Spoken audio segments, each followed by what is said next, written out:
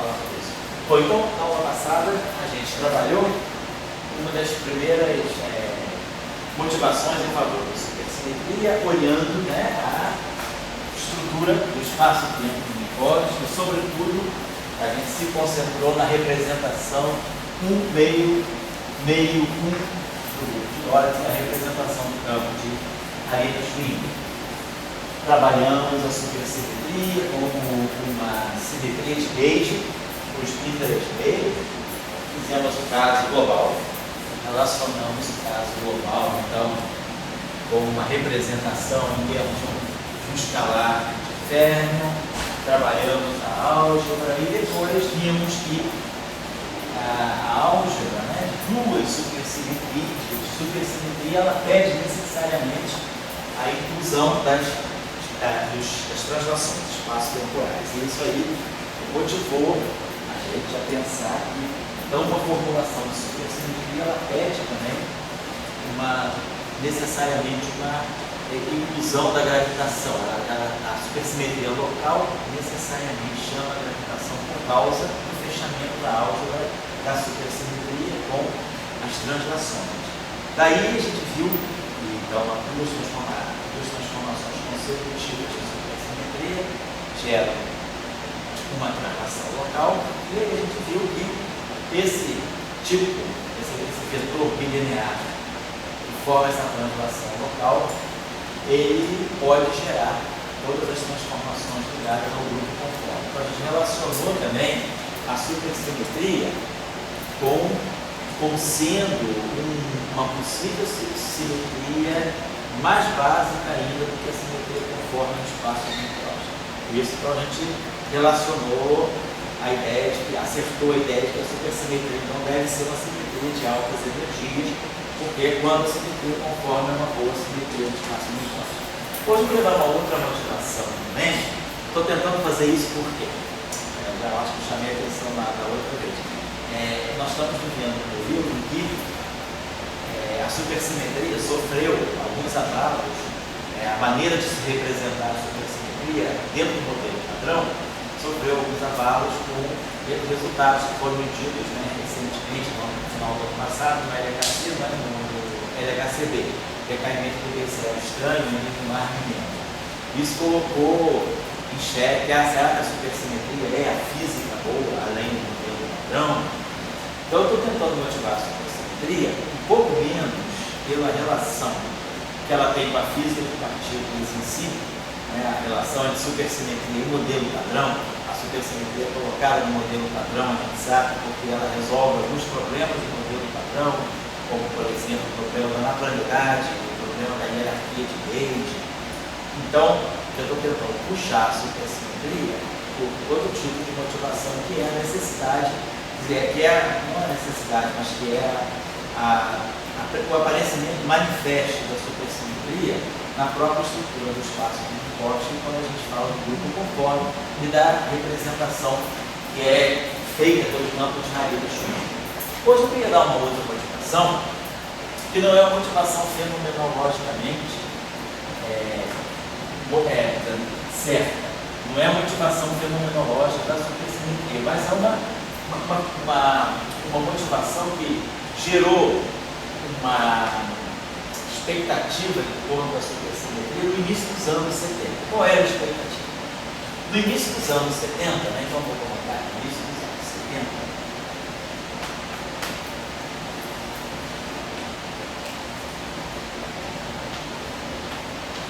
o modelo padrão estava se afirmando.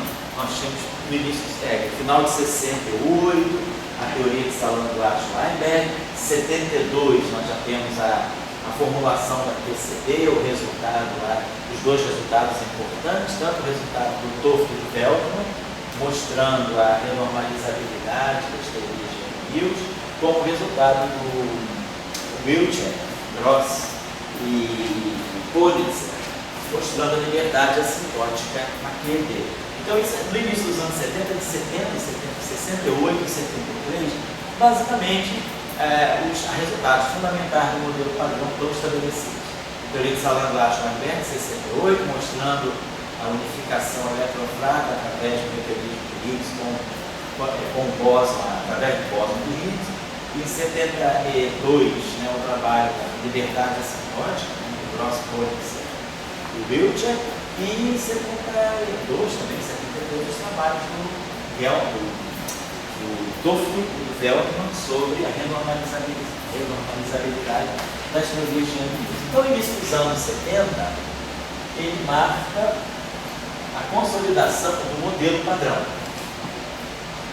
Bom, uma questão que o modelo padrão deixava em aberto era a questão da massa dos neutrinos. Até hoje, né, quando a gente fala do modelo padrão, o modelo padrão para nós, o neutrino não tem massa. A massa do neutrino, o estudo dos neutrinos massivos, ele já entra numa categoria que é um passo além do modelo padrão. Né? Nós temos que buscar provavelmente novos setores de Higgs ou outros mecanismos que não sejam do modelo padrão para introduzir a massa do neutrino. Hoje em dia a gente tem a formulação de ATS, CFT também, como uma possível abordagem para neutrinos massivos, para as oscilações dos neutrinos.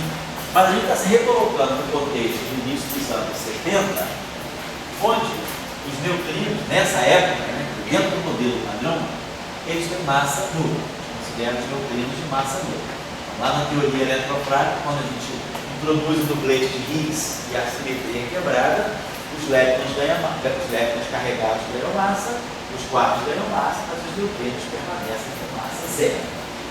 Então, essa questão foi uma questão que motivou um lado de introdução da supersimetria em física de partículas, mas que hoje não seria uma motivação correta, mas historicamente essa motivação faz sentido. A questão é, por que aparece um Fermi de massa zero? Por que os espectros de partículas apresentam um Fermi de massa zero? E se aparecer algum Fermi elementar de massa zero, nós temos uma simetria que justifica. Em física de partículas, a gente está muito habituado com essa postura. Algum objeto tem massa zero deve ter uma simetria por trás. Então, bósons vetoriais de massa nula, como é o caso de Fock, simetria de Gauge. Férmions de massa zero, simetria integral. Escalares de massa zero, ainda não se tinha, até esse tempo aí, não se tinha clareza, porque um escalar poderia ter massa zero, você teria uma simetria por trás de um escalar de massa zero. Mas a outra visão que a gente poderia pensar aqui seria a simetria quiral, de qualquer maneira, poderia justificar a massa zero do neutrino, ela é quebrada no modelo de Salant-Clapeyron elétrico, porque o elétron tem massa. Então, quebra-se a simetria de quiralidade, porque no início, antes da quebra espontânea da simetria, nós temos elétrons leves, elétrons right, neutrinos leves, todos acoplados por acoplamento de Yukawa com bóson de Higgs, até que há a quebra espontânea da simetria e os elétrons carregados ganham massa. Massa também. Temos quartos leves e quartos right. Então a massa ela entra. Então o neutrino tendo ficado com massa nula, não teria como a gente justificar pela simetria quiral, porque seria uma simetria quiral só para o neutrino. A gente queria ver se a simetria quiral ela poderia atuar para todos os elétrons, como é o caso no início do modelo padrão. Antes da quebra espontânea da simetria, a simetria de quiralidade é uma simetria para todos os férmions, tanto os quartos quanto os leves. Todo mundo sem massa, setor leve e setor right, e aí a quebra espontânea da simetria junta alguns leves com os right, dando a massa dos objetos carregados e deixando o neutrino sem massa. Então, nessa época, a gente fala, mas o neutrino, por que ele permaneceu sem massa? Por que o neutrino também não ganhou massa? Será que tem alguma simetria mais básica por trás? Então, a questão que a gente se coloca é como justificar. Nessa época, quer dizer, o contexto é esse, início dos anos 70, modelo padrão.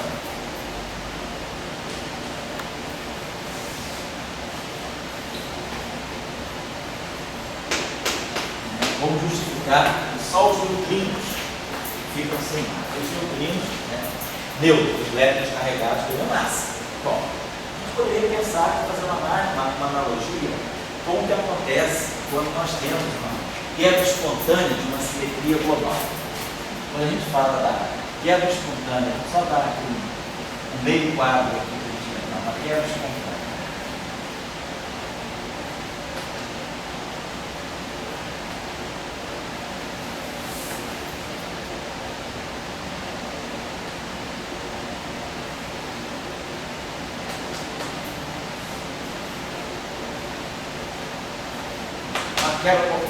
De uma simetria global, contínua, né? Então nós sempre sabemos que,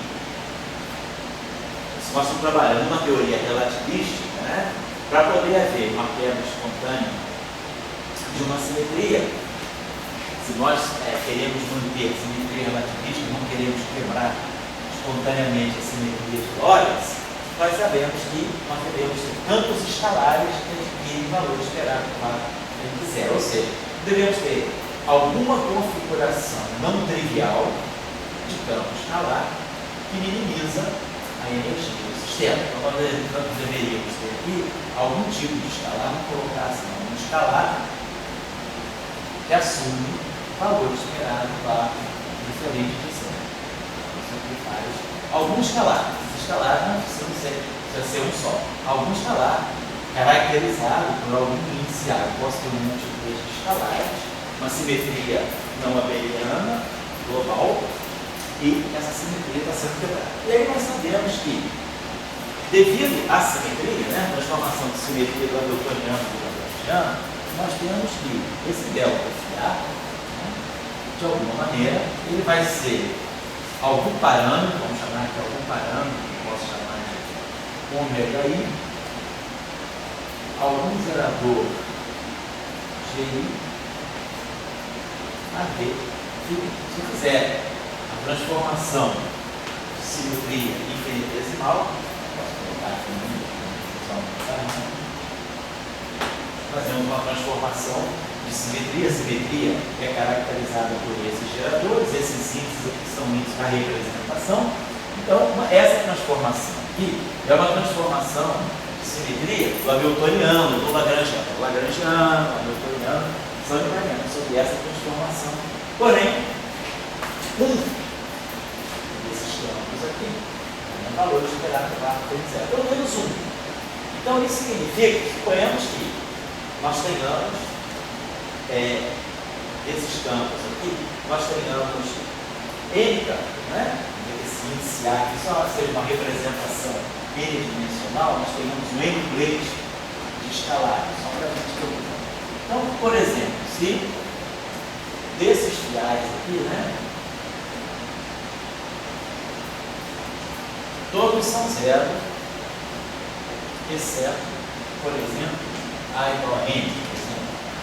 Então, pelo menos, então, para poder ter a quebra espontânea, você tem que ter pelo menos uma componente desse escalar,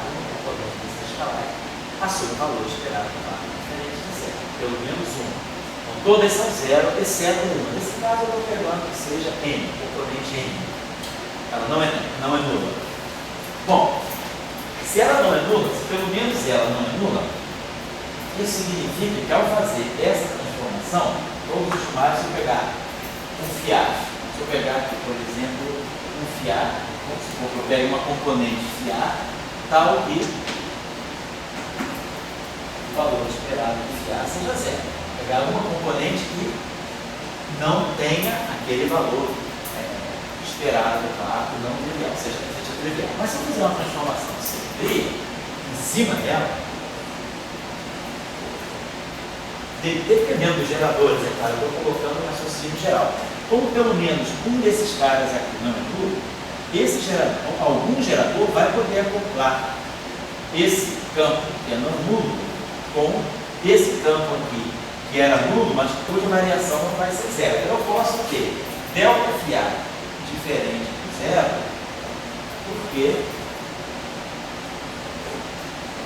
algum gerador, né?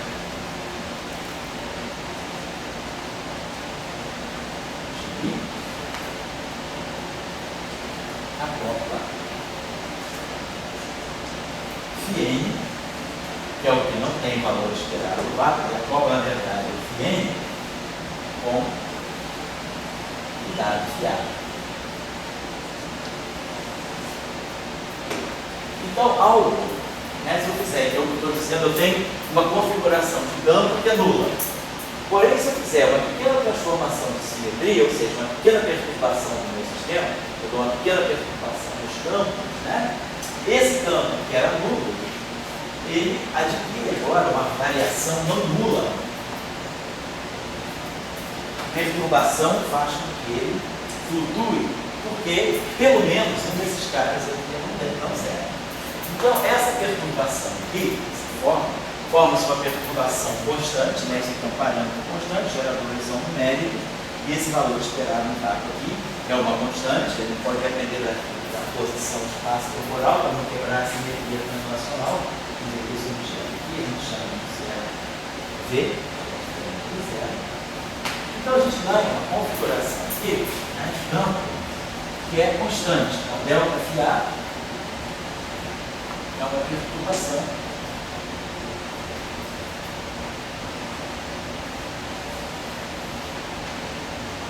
constante que se forma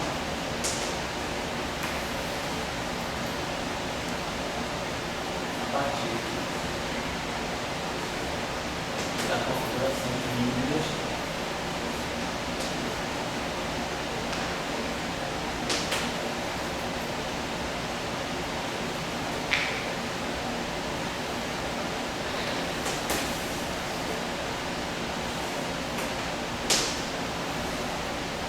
Então, forma-se uma configuração, eu perturbo aquela configuração de mínima energia e aparece agora uma outra configuração que tem um caráter constante. Então, desse limite, uma configuração de campo que é constante corresponderia a uma configuração, uma perturbação constante corresponderia a uma perturbação que tem um comprimento de onda, né, infinito. Na verdade, uma perturbação que é constante, como se fosse uma perturbação que tem um comprimento de onda infinito. Então, um comprimento de onda infinito significa, na nossa linguagem, né, o comprimento de onda está ligado, né, lambda I, né, tem uma velocidade de propagação. Se o comprimento de onda tende a infinito, a frequência. O comprimento de onda tendendo a infinito significa vetor de onda tendendo a zero. Né? Então, se o comprimento de onda é muito grande e a velocidade de propagação é finita, é porque a frequência tendendo a zero. Então, uma frequência, comprimento de onda infinito, frequência que tende a zero, na física de partículas, frequência que tende a zero deve corresponder a uma excitação de massa nula. Então, é o famoso assim, um raciocínio holístico, né? Mais terra a terra, em cima do teorema de Boltzmann, que mostra que a quebra espontânea de uma simetria global faz com que o sistema apresente algum tipo de configuração de massa, algum tipo de partícula de massa nula. Se for um sistema que não é relativista, vai apresentar algum tipo de perturbação que se propaga com um comprimento de onda muito grande ou uma frequência que tende a zero. Então, esse seria o conceito que está por trás, né, chamado teorema de Boltzmann. Pela análise da simetria, percebe que o meu sistema vai apresentar algum tipo de configuração com frequência que tende a zero, ou, em física de partículas, alguma partícula de massa nula. Senão vai ter alguma excitação que corresponde a uma partícula de massa nula. Só que nós observamos que essa configuração que vai aparecer, como quem pode assumir uma configuração de VAR não trivial, são os campos escalares, né? A gente percebe que a perturbação que vai ser gerada é uma perturbação também escalar. Os mesmos números quânticos, as mesmas características e campo que quebrou a simetria. Os números quânticos dessa configuração que vai aparecer, esse bóson nodoso, ele vai carregar os mesmos números quânticos e campo que faz a quebra da simetria. A pergunta é, será que eu conseguiria ter uma situação em que, ao invés de eu ter um escalar de Boltzmann, eu teria um Fermi de Boltzmann? Seria interessante, porque o Fermi de Boltzmann, ele estaria assinalando a presença no sistema de um Fermi, poderia ser um neutrino, de massa nula. Um Fermi de massa nula seria então corresponderia a essa configuração de campo que se propaga em comprimento de onda infinito, frequência que tende a zero. Mas o que é importante, deveria ser um ferro. A pergunta é, será que eu conseguiria ter? Isso aqui seria o escalar de Boltzmann. Então, isso aqui é o nosso escalar de Boltzmann.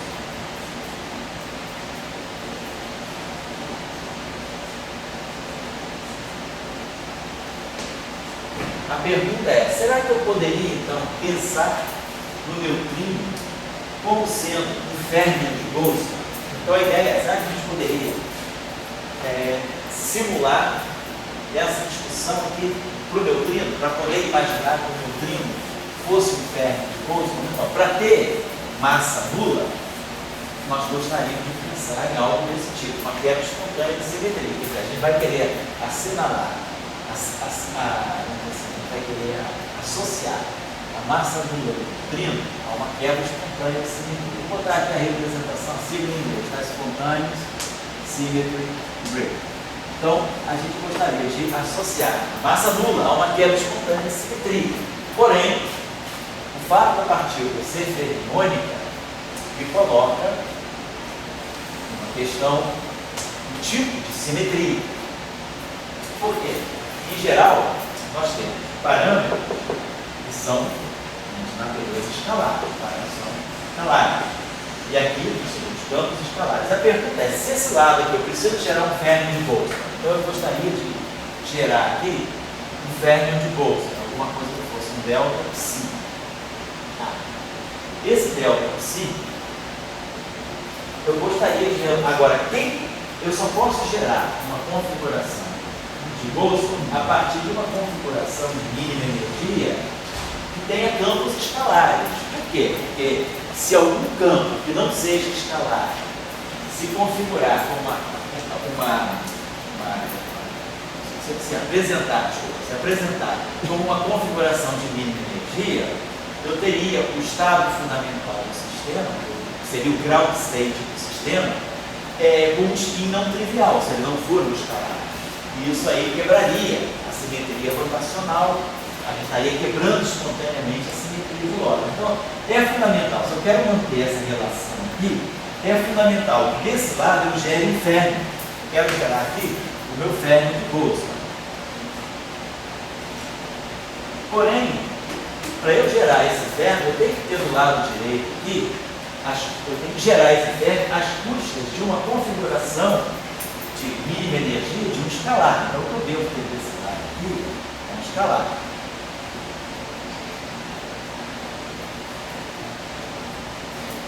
Então, a minha simetria, para eu poder perturbar o escalar e a partir da perturbação do escalar eu gerar uma flutuação que se propaga com caráter fermiônico, o único jeito a partir do escalar que eu tenho o férmion, é que esse parâmetro aqui tem uma natureza fermiônica. Ele tem esse parâmetro aqui com a natureza espinorial para poder dar o caráter espinorial desse lado e deixar esse lado aqui como centro escalar. Então eu deveria ter alguma coisa que pudesse ser, então vamos tirar aqui e botar o índice espinorial, assim, alguma coisa que pudesse ter essa característica escalar, né? E no férmion. Então, nós já conhecemos, na aula passada, a gente já viu que se eu tenho supersimetria, a supersimetria ela coloca no mesmo multiplete, portanto, eu vou ter essa equação de transformação, aí você define o multiplete, no mesmo multiplete ela vai me colocar férmion, bósons, escalares e espinores. Então, eu tenho uma chance de, através da supersimetria, gerar um férmion de Boltzmann se eu tiver um escalar que pega valor, toma valor esperado no vácuo, não trivial, e a partir da perturbação que eu faço nesse vácuo do escalar, nesse ground state do escalar, eu gero uma flutuação, um comprimento de onda constante, né? Um comprimento de onda infinito, perdão, uma configuração de campo constante, mas de natureza confiável. Então, abriu-se a possibilidade de que, se a gente tem, já sabe que por outras razões, nós conhecemos uma simetria que nos ensinou na aula passada a relacionar bósons e férmions no mesmo multiplete, Então, essa simetria pode também fazer esse trabalho para nós. Ela poderia, caso haja uma quebra, se ela for implementada, né, com uma quebra espontânea, ela vai poder, através do setor de escalares, gerar configurações de um ferro de 12, ou seja, ferro de massa. Então, essa pode ser também uma motivação, né, se pensar na supersimetria como uma simetria interessante física de partículas, porque no momento que ela é quebrada espontaneamente, ela vai gerar necessariamente polo ferro de 12. Então, é uma outra motivação que eu estou procurando passar para vocês, para a gente ter alguma base, né, assim, mais geral do que é essa simetria. Claro que no início da década de 70 também, a questão do modelo padrão, será que eu posso unificar todas as interações numa interação só? Havia a questão da unificação do jogo também, e o fato de você ter uma simetria que relaciona bósons e ferros poderia também te dar essa ideia de unificação no que diz respeito ao espectro. Por quê? Será que então os quartos, os lépicos, né, que estão juntos com os bósons de jogo, com os bósons vetoriais, será que eles não seriam duas manifestações distintas de uma única matéria, que seria a matéria supersimétrica? Eu posso ter uma simetria e coloco no meio múltiplo de bósons e ferros. Então, o que eu vejo, né, como bósons e ferros separados do modelo padrão, poderia ser indicação de que eles vêm de um único múltiplete de uma simetria mais ampla que os reúne, né, numa única representação dedutiva, que seria a supersimetria. Essa também, claro, era uma ideia que corre durante muitos anos, correu com a supersimetria. A supersimetria permite a unificação, porque a gente pode ter representações especiais, supersimetrias estendidas, onde os bósons e ferros do modelo padrão acabam sendo diferentes estados de um único supermultiplete. Mas eu não estou apelando muito para isso, não, porque eu acho que esse raciocínio é um raciocínio. Essa motivação é uma motivação um pouquinho mais fraca no que diz respeito a buscar um aspecto mais fundamental da simetria. Estou procurando assim, que a gente tente chegar ou consolidar a ideia de uma supersimetria por argumentações mais gerais no espaço. Então, como a gente fez, né, assim, eu preciso ter uma simetria que consiga garantir que numa teoria relativística as partículas de spin 3 meios também possam ter uma propagação saudável, como no caso do spin 1, como no caso do spin 2, deve ter uma simetria que faça com que seja possível propagar objetos de spin 3 meios, como também a gente está vendo, pode ser que tenha uma simetria que possa ser a justificativa por trás da existência de ferros de massa dura. Então, a gente está tentando chegar à supersimetria desse modo. Então, essa foi também, pode pensar no início da década de 70, foi uma maneira, foi inclusive essa abordagem do Fermi e do Boltzmann, como uma abordagem de dois russos, né? Akulov e Volkov, o trabalho dele, eu acho que é de 78.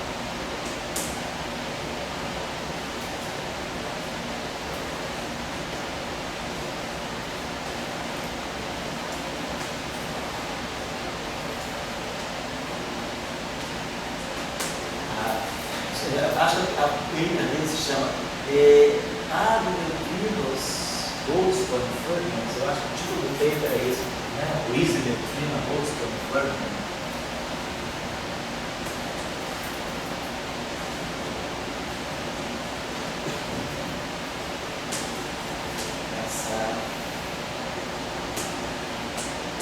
Depois, 70, eu acho, 75, tem um paper de Salam também.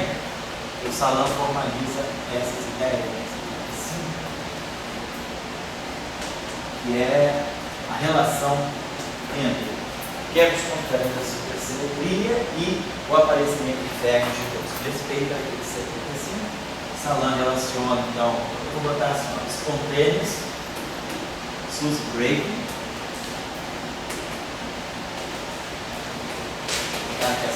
espontâneo, Suzy Brayton,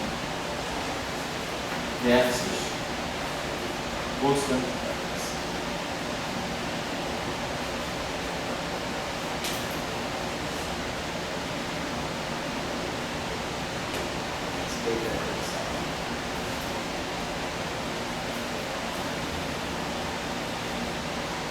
Salão tinha uma passagem assim, grande por essa discussão, porque ele trabalhou com Boltzmann também, com Weber, um trabalho de 64, físico e filho, onde eles fazem uma discussão bem clara do teorema de Boltzmann em teorias de campo relativista. Né? Então, dessa forma, eu estou só dando a vocês assim, um raciocínio que eu considero bastante holístico, né? Um raciocínio bem genérico, de que a supersimetria poderia estar por trás também da existência de depósitos de férmions de massa zero.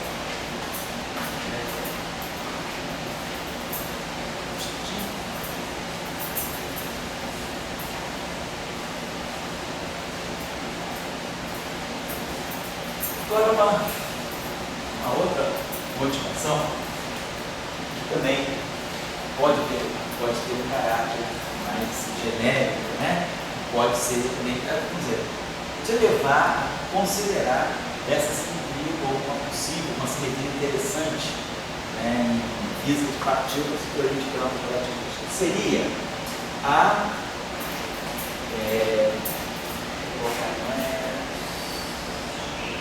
uma simetria, quer dizer, a gente pensar na supersimetria,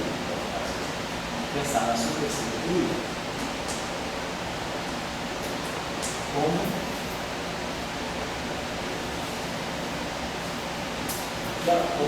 aquela simetria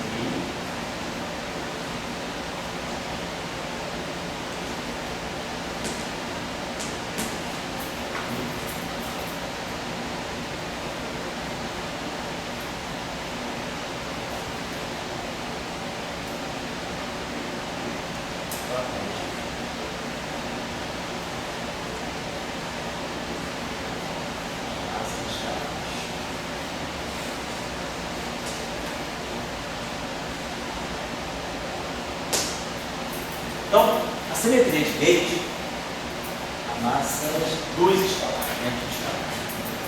massas de escalares.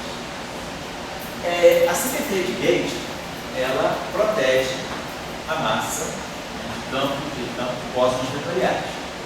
A simetria integral, introduzida lá na década de 50, 57 do Salam, ela garante, se você tem uma teoria de campos com simetria integral, os férmions não ganham massa. Tem uma simetria integral, a simetria integral impede o termo de massa, a relação de Dirac. A simetria integral está por trás da ausência de massa de escalar, de férmions em geral. Agora a pergunta teria uma simetria que estaria por trás das massas dos escalares? Se o escalar tem massa zero, quando a gente tem uma teoria de campos, uma teoria de campos com escalares, vou pensar, ele tem 4 dimensões. Nossa física, o espaço não importa, com mais 3 dimensões. Os escalares, eles têm auto-interação. Vamos pensar, escalares, auto-interação.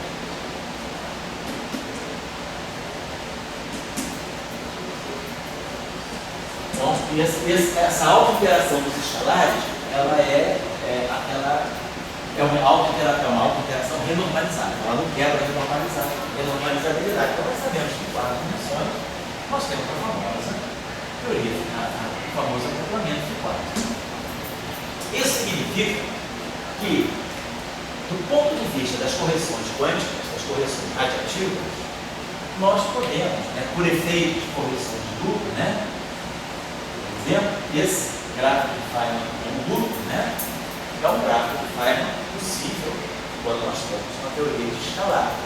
Na verdade, a teoria de calcular efeitos de grupos mais altos. Mas esse gráfico aqui, ele já mostra para nós que nós fizemos aí no nosso curso de gráfico de Feynman que se eu tenho esse gráfico aqui, ele vai fazer uma correção à massa dos escalares. Esse loop aqui é um loop que é no espaço dos momentos, pega basicamente o propagador. Seria a massa do escalar. Então, se o escalar tem uma massa, tem uma certa massa, ao fazer essa correção quântica, essa divergência é uma divergência quadrática. Então, nós vamos produzir uma correção quadrática à massa. Se a massa, nós vamos ter uma correção de massa, massa final, vamos colocar assim, a massa física, ela seria a massa da teoria sem interação, mas agora a massa gerada pela interação, ΔN. Esse ΔN aqui é de ordem lambda 2. Lambda, se eu estou fazendo essa integral no espaço dos momentos, e esse momento está até infinito, esse lambda ele está expressando o infinito dessa integral. É o que a gente chama de cutoff. Então significa que, se nós estamos fazendo, o que significa o cutoff numa teoria de campo? Significa aquele regime de máxima energia até onde aquela formulação é válida. Quando eu atinjo o cutoff de uma teoria, significa que a partir dali eu já devo complementar aquela teoria ou substituir mesmo aquela teoria por uma outra. Significa que eu já cheguei na região de validade máxima. Por exemplo, hoje a gente sabe o cutoff da QED. Os processos puros de QED, eles são processos na ordem dos elétrons-volts. Se eu começar a trabalhar agora com regimes de energia bem mais altos que os mega elétrons-volts, se eu começar a trabalhar com regime de energia na faixa de 100 GeV, por exemplo, eu já vou estar, necessariamente, o elétron já vai começar a perceber interações com o setor fraco. O elétron não vai só interagir com fórmula. O elétron não vai ter só interação eletromagnética, ele começa a trocar Z0, ele pode interagir com Higgs, ele começa a interagir com o neutrino. Então, significa que eu estou levantando um limite de energia, uma descrição física, um modelo físico que eu esteja considerando, ele começa a chegar no seu limite máximo de validade. Então, o cutoff é o limite de validade de uma teoria. Então, se eu tiver uma teoria de escalares, os escalares, quando eles receberem correções quânticas na massa, a massa dele vai saltar direto no cutoff da teoria. Então isso mostra, isso é uma quebra de naturalidade. Uma teoria, o que se espera de uma teoria que seja natural? E as correções dela sejam sempre pequenas. Você parta, o que a gente imagina de uma boa teoria quântica é que os efeitos, a partir dos efeitos clássicos, os efeitos quânticos são efeitos pequenos, por isso que eles são quânticos, são efeitos na faixa de H cortado ou de alguma potência de H cortado. Então a gente imagina que a gente vai acrescentando efeitos quânticos que sejam sempre pequenos, mas não que o efeito quântico ele exploda um valor que já é um valor que a teoria clássica pode ter. Quando você quantiza, aquele valor vai lá para cima, o valor mais alto possível. Isso é uma quebra de naturalidade. Então esse problema é o problema que Veltman definiu numa teoria de campo como o problema da naturalidade.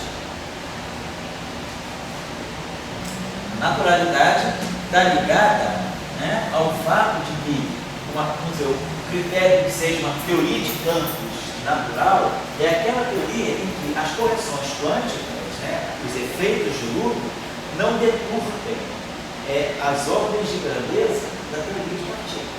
Então eu não vou esperar ter, se eu tenho, por exemplo, elétrons com massa na faixa de MeV, né, de 0,5 MeV, ou eu tenho um escalar na faixa de alguns MeV, eu não vou esperar que agora, por efeito quântico, as correções vão jogar essas coisas lá para a faixa dos 10 a 15 MeV.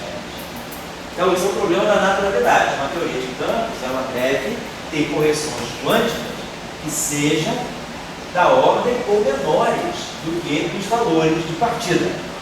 Então, o escalar, ele naturalmente viola esse critério de naturalidade. Então, há uma quebra de naturalidade em teorias que sejam puramente escalares. Por sua vez, a naturalidade ela detona um outro problema, que é a consequência dele. Não é a mesma coisa, é uma consequência. Uma consequência da violação, da quebra da naturalidade, é a chamada quebra, né, ou a violação, ou a alteração, né, da chamada hierarquia de Gauge. A quebra, vou chamar até disso, alteração da hierarquia de Gauge.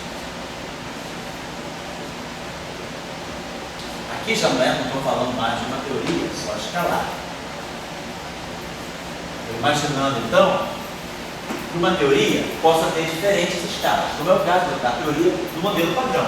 O modelo padrão tem a escala eletrofraca e depois, então ele tem, o modelo padrão ele tem a interação eletromagnética, a interação fraca e a interação forte. Então, se eu juntar, por exemplo, todas as interações do modelo padrão, eu teria, por exemplo, o Higgs que faz a quebra da simetria eletrofrágil no modelo padrão, ele deve ter uma massa, eu espero, então, já que o alcance da interação fraca é o alcance nuclear, a interação fraca ela está restrita, né? A escala nuclear, uma escala na faixa de Fermi. Então a gente espera que os bósons vetoriais que vão estar mediando as interações, né, dentro da teoria fraca, elas sejam compatíveis com a escala nuclear. Se a escala nuclear é na faixa de alguns Fermi, né, na faixa de mais ou menos de Fermi, então a gente pode esperar que a escala eletrofraca seja uma escala na faixa do GeV.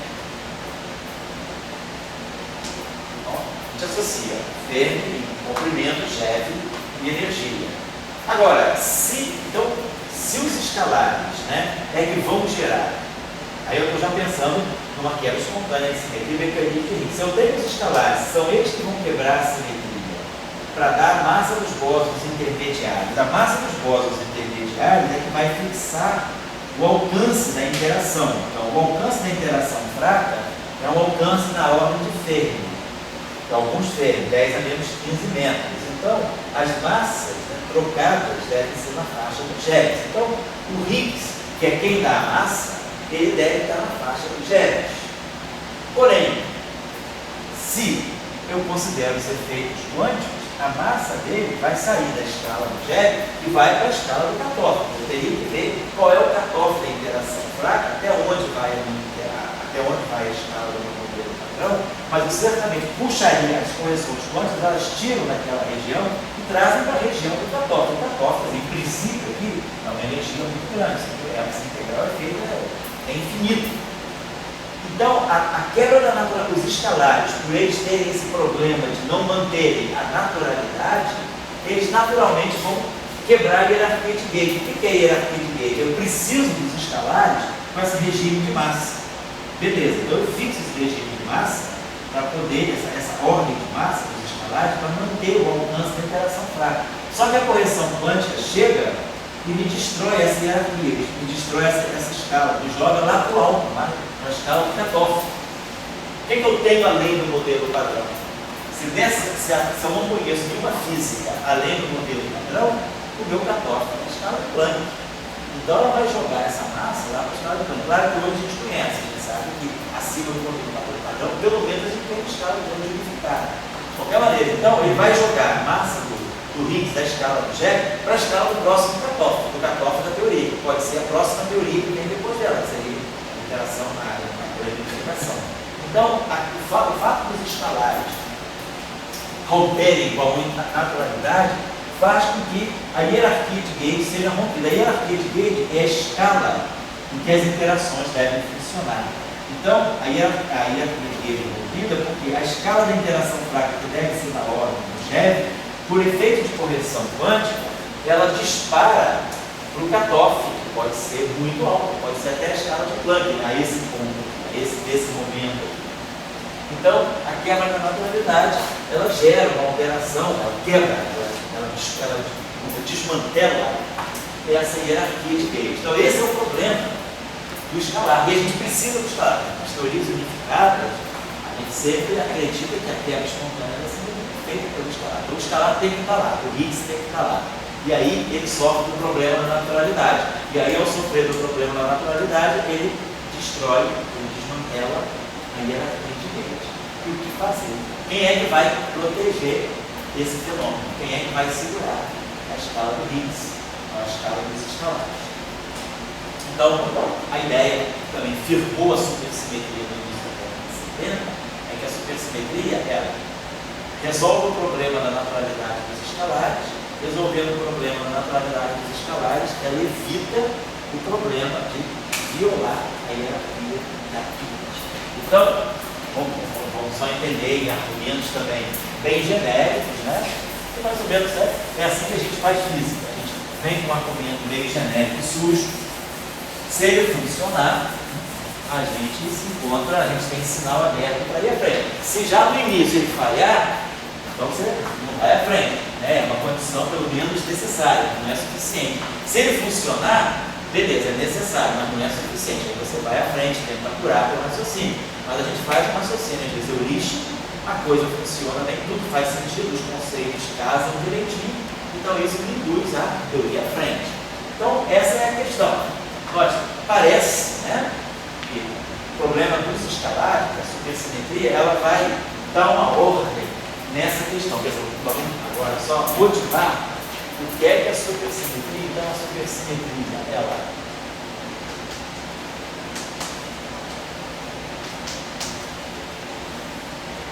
protege a naturalidade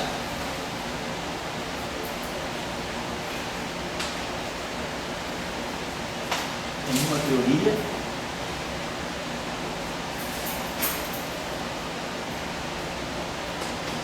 onde os escalares sejam necessários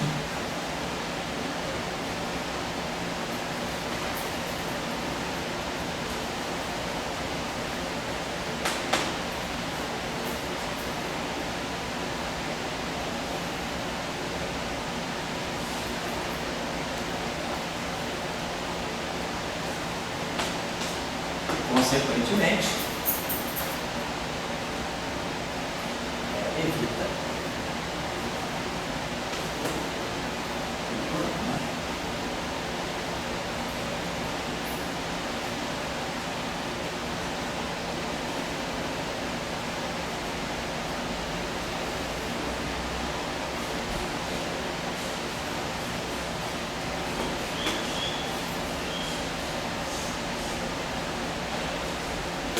Então, esse foi um argumento bem positivo em favor da supersimetria.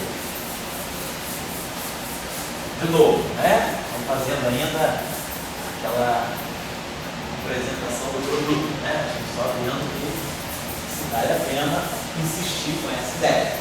Então, o raciocínio heurístico, mais ou menos, está aqui. Se a gente tem uma teoria de crescimento, e os escalares estão lá, os escalares são, vamos dizer assim, a bomba relógio que pode explodir no momento que as correções quânticas são levadas em conta. O problema todo está no setor de escalar, ele detona uma escala. Se eu tenho supersimetria, então a ideia é essa, né? A supersimetria, ela me coloca escalares e múltiplex com férmions. E os autoacoplamentos, então nós vamos ter, os escalares, eles têm autoacoplamento. Nós temos aqui os autoacoplamentos escalares. Os férmions, eles têm acoplamento com os escalares tipo Yukawa. Então, os acoplamentos aqui são os acoplamentos do tipo Yukawa. Só que, justamente, a supersimetria, numa teoria normal, sem supersimetria, parâmetro de acoplamento de Yukawa não tem nada a ver com o parâmetro de acoplamento da alteração externa. Numa teoria supersimétrica, depois já vamos entender isso, talvez na aula de hoje já deu para entender isso, já deu para ter um modelinho que vai dar para entender isso, mas numa teoria supersimétrica, o que a gente mostra é que, justamente devido à supersimetria, devido a esses objetos serem membros de um único multiplex, o multiplex deles é único. Então, se esse cara aqui auto-interage, e esse cara aqui está no mesmo multiplex que esse, a simetria deve estar me fixando que a constante de acoplamento que aparece aqui é que está aqui. Por quê?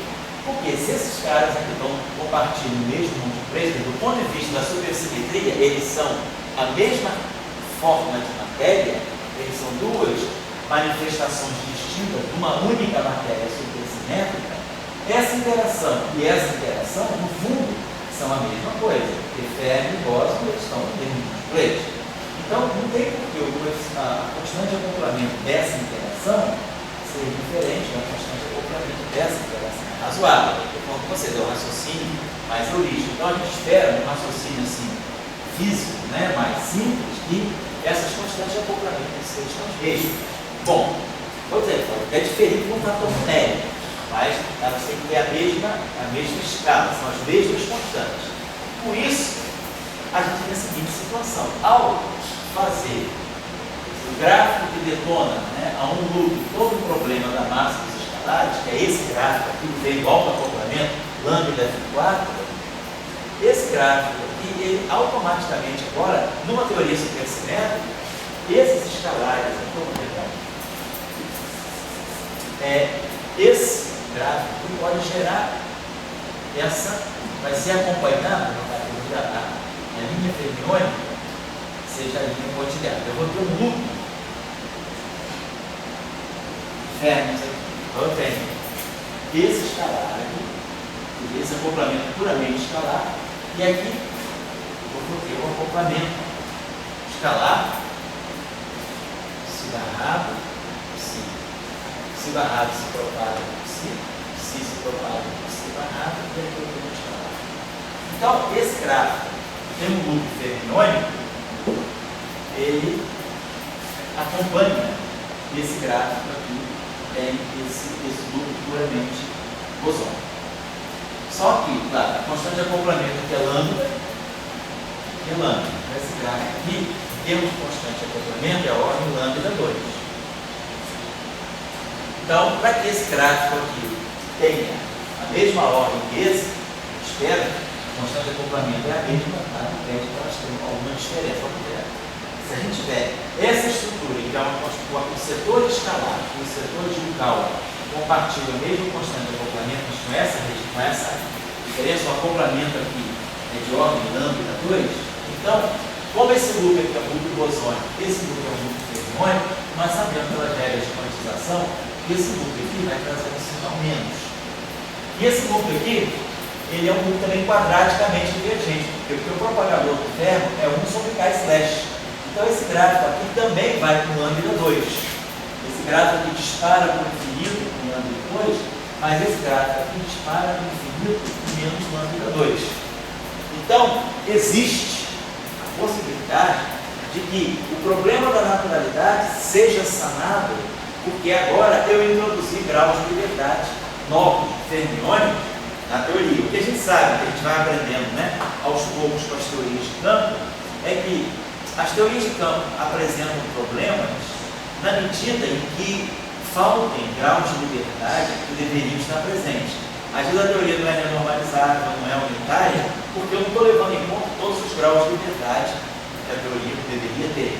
Então, numa teoria com escalares, se eu imaginar que eu completo essa teoria de escalares com férmions baseado na supersimetria, eu tenho uma grande chance de resolver o problema da naturalidade. Então aqui a gente tem uma grande chance, né, de se curar o problema da naturalidade.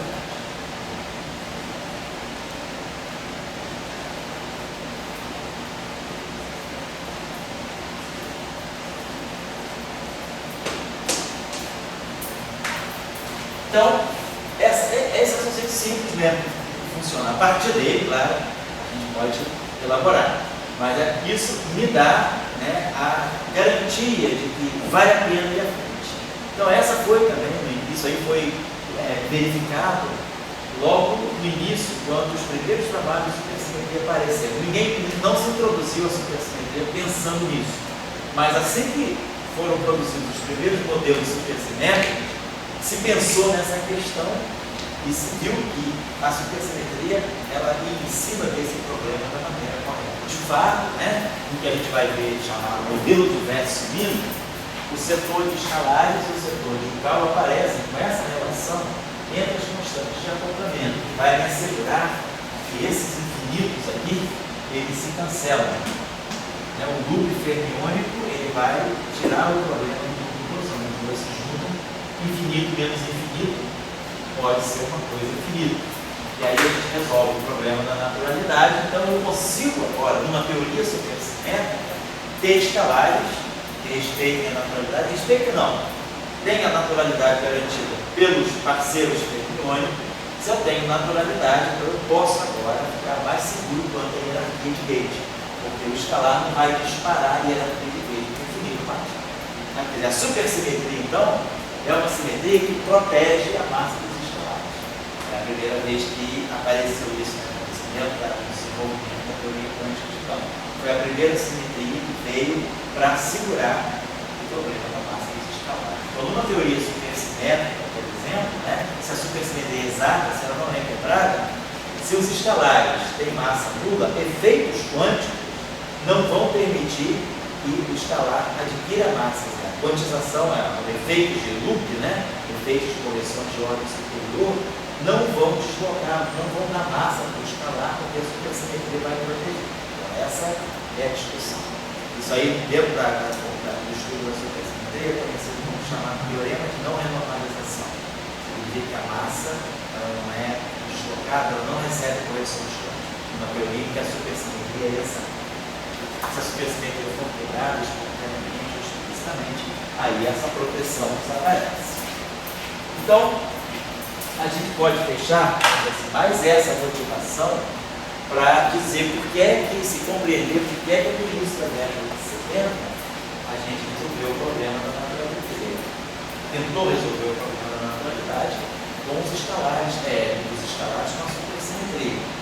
Então, esses são argumentos mais genéricos em favor da supersimetria. Em seguida, claro, a supersimetria não foi por isso incorporada ao modelo padrão, porque se viu que ela, além de ter o problema da naturalidade resolvido, ela poderia dar uma explicação mais sistemática do espectro. O que tem movimentos, bósons vectoriais, elétricos, quartos, já que esses objetos não são diferentes manifestações de um único tipo de massa, de um único tipo de supercúmulo, de um único tipo de matéria, né? Então, essas seriam motivações. Na aula passada, a gente falou da gravitação. E aí, o desenvolvimento que foi feito a partir daí, isso aí não foi o ponto de partida. O ponto de chegada é que a supersimetria melhorou muito o problema da convergência, né, da divergência ultravioleta da gravitação. Então, uma teoria com supergravidade, quando é quantizada, ela é muito menos problemática do que a gravitação quântica pura, sem supersimetria. Então, essas são, eu diria, que seriam motivações gerais para a gente poder pensar que é razoável introduzir a supersimetria na teoria quântica de campo. Mas eu, particularmente, assim, minha opinião é que o que eu acho mais convincente da introdução da supersimetria, independentemente dessas razões de unificação, é a relação entre supersimetria e grupo conforme. Eu acho que a simetria conforme é uma simetria muito presente na física. Na nossa área física de altas energias, ela é uma simetria das altas energias. Quando a gente começa a desprezar as massas. Na matéria condensada, ou nas teorias de fenômenos críticos, né, a transição de fase ela é marcada, né, no momento da transição de fase, a gente tem grandes correlações. Então, as funções de Green, elas passam a ter uma relação muito grande. Então, a simetria de escala, ela se torna sempre uma boa simetria nas vizinhanças dos pontos críticos de uma teoria. Ou seja, a simetria conforme é uma simetria importante nas vizinhanças do ponto crítico. E se a gente vai olhar, viu na aula passada, que por trás da simetria conforme, a gente pode ter uma simetria mais fundamental, a partir da qual a gente chega à simetria conforme, que é a supersimetria. Então, eu acho que esse argumento é que eu acho mais convincente para a gente falar, bom, independentemente do que possa ser a incorporação da supersimetria no modelo padrão, na física de partículas, ela parece estar presente, ela é mais universal do que a física de partículas do modelo padrão. A supersimetria ela está nas bases do grupo conforme, da invariância de escala, que é um fenômeno que envolve transição de fase, é um fenômeno ligado à transição de fase, e que envolve muitos tipos de física diferentes, desde a matéria condensada, a cosmologia, né, física de partículas. Então, eu acho que poderia ser uma forma, né, de nós justificarmos a introdução da supersimetria na física por essa relação que tem com a simetria de escala e com o grupo conforme. Daí, claro, outros derivantes vêm. A gente viu, então, com isso, misturando bóson com ferro, daí a gente viu misturando bóson com ferro, interessante para a questão da massa, para a resistência, para a compreensão, né, de férmions de massa nula, veio o problema da hierarquia de escala, o problema da unificação, mas eu acho que isso aí são problemas derivantes, são motivações derivadas, são motivações secundárias, na minha opinião. Acho que a motivação mais importante é a gente perceber a relação entre supersimetria e grupo conforme, sobretudo no espaço de Minkowski, onde, né, a estrutura de causalidade é o centro da questão, a maneira que, né, que a gente estende ao máximo, né, a estrutura de causalidade nos leva à supersimetria. Acho que isso aí poderia ser uma coisa bem interessante. Uma outra motivação, assim, que ela é aparentemente uma motivação mais construída, né, mas hoje em dia, à medida que o tempo passa, a gente tem mais argumentos, algo que antigamente poderia ser muito refinado, elaborado, hoje para a gente é praticamente senso comum, né? Sabe que há 600 anos qualquer pessoa pensaria que força é sinônimo de velocidade. Hoje já se incorporou ao nosso saber, à nossa sabedoria popular, que força não é velocidade, força é aceleração. A gente é adestrado a pensar assim, então a gente já adquire, né, hábitos novos de pensamento, né? Tem que ter um patrimônio cultural muito mais amplo. Hoje a gente já incorporou um pouco ao nosso patrimônio cultural também a discussão dos espaços de antitecido, né? Está cada dia mais presente na física o interesse desses espaços de antitecido em muitas situações, né? Seja na matéria condensada, na física de interações fortes, na física de unificação. E uma coisa interessante também, que por trás de todo espaço de antitecido, ele é solução de uma teoria de supergravidade. O espaço de Minkowski, ele não aparece como uma solução natural de uma teoria de supergravidade, mas o espaço de antitecido é sim. Então, de uma certa maneira, a supersimetria também ela traz, né, o resíduo de uma constante cosmológica no nosso universo. Eu acho que é interessante também, já que hoje a gente já tem um conhecimento, essa discussão dos espaços de antitecido vem crescendo dentro da física, e isso certamente não é moda, né? Essa relação ADS-CFT, isso não é moda, isso aí é diferente, isso aí realmente é uma nova compreensão que nós estamos tendo do espaço-tempo. A gente está começando a compreender um pouco melhor o próprio espaço do universo. Eu acho que é interessante a gente também ter um olho sobre essa questão. Não à toa, nos espaços de antitecido, supergravidade, teorias de supergravidade, porque eu preciso ter uma solução, né, geometria curva, uma geometria não trivial, né, a partir de uma teoria de gravitação. Então, se eu considero supergravidade, o espaço de Minkowski não me parece uma solução natural. A solução natural é o espaço de antitecido. Então, a presença de uma constante cosmológica no universo, ela pode estar por trás, ela pode ser a manifestação de que há uma supersimetria lá nas bases. Por exemplo, não se sabe ainda, a matéria escura, né? A energia escura. O que é energia escura? O que é que causa expansão acelerada do universo? Tem várias vertentes para poder discutir a energia escura. Certamente não deve ser um mecanismo só que está por trás da aceleração. Podem ter mecanismos que se complementam. Mas uma das visões que nos leva à energia escura uma das fontes de energia escura é a constante cosmológica. Se no universo, realmente, a constante cosmológica desempenha um papel, a origem da constante cosmológica pode ser imputada à supersimetria. Tem um discurso prontinho sobre a constante cosmológica. Eu acho que isso também é um ponto de meditação, é um elemento para a gente também, num debate, né? Faz sentido, não faz sentido a supersimetria.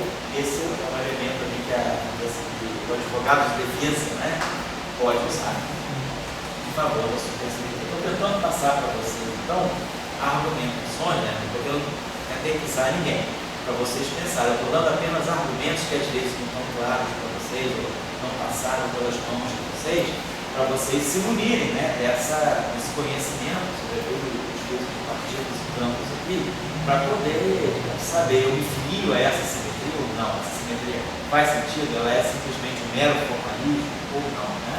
Então isso eu queria discutir com vocês. Eu acho que essas motivações, né, são as motivações mais gerais. E eu também não amadureci muito ainda, eu mesmo estou querendo pensar um pouquinho mais a fundo, na relação entre supersimetria e constante cosmológica. Sabe-se que a gente tem isso, mas eu gostaria também, acho que isso aí merece um aprofundamento grande também, né? Eu acho que vale a pena ver o quanto essa relação é geral. Será que essa relação ela só está ligada a certos espaços de tempo, ou essa relação é independente da dimensão? A relação entre supersimetria e constante cosmológica. Eu acho que vale a pena, mas certamente 4 dimensões não funcionam. Então, acho que supergravidade de 4 dimensões, a supergravidade mais fundamental, mais simples que tem, em 4 dimensões, ela necessariamente tem como solução o espaço diante de si. Eu acho que isso aí é um elemento a favor. E aí a gente sabe que o espaço de Minkowski nada mais é do que um limite assintôtico do espaço diante de si. Então, o nosso próprio espaço de Minkowski, ele pode ser simplesmente uma fronteira de um espaço de 5 dimensões, né?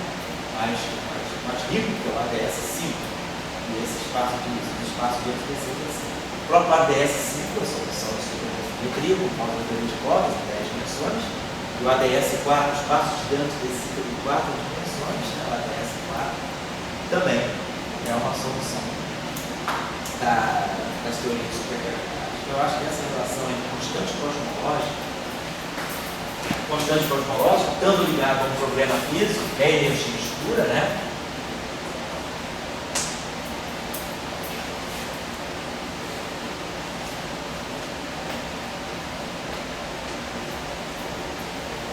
Pode ser uma fração razoável da energia escura.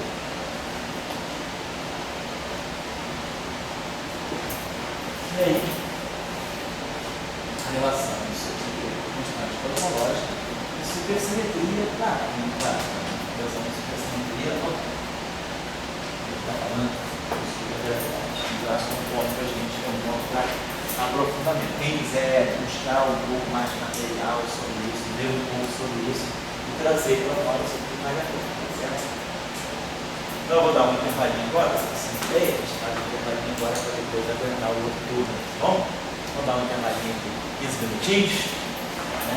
E aí a gente começa a trabalhar a questão do superespaço.